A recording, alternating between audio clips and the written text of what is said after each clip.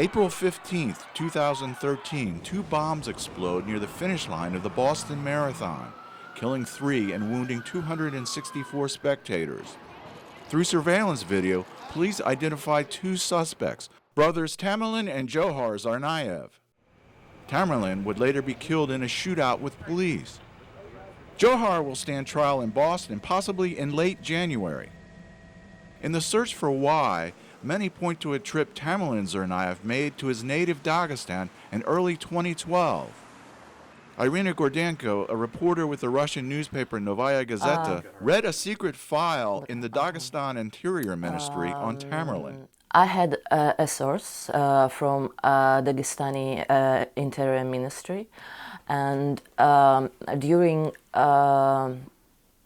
Tamerlan's stay in Dagestan, law enforcement noticed him and surveilling him. According to Gordenko's source, Tamerlan made contact over the internet with 2 known Dagestani rebels, a Canadian citizen, William Plotnikov, and a Palestinian, Mahmoud Mansour Nidal, on the far right in this photograph. Gordenko says Dagestan officials had Tamerlan's rebel contacts under surveillance. I knew for sure that our security forces sent to America 2 requests about Tsarnaev.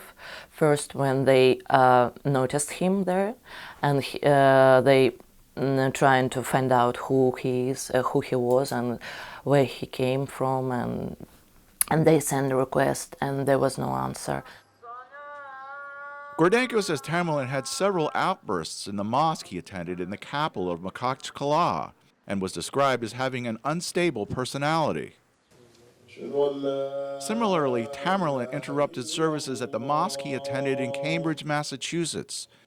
Ishmael Fenny with the Islamic Society of Boston said there were disagreements over the relevance of American holidays to Islam. And at both times we had sat down and spoken to him and made sure that the rules were very clear.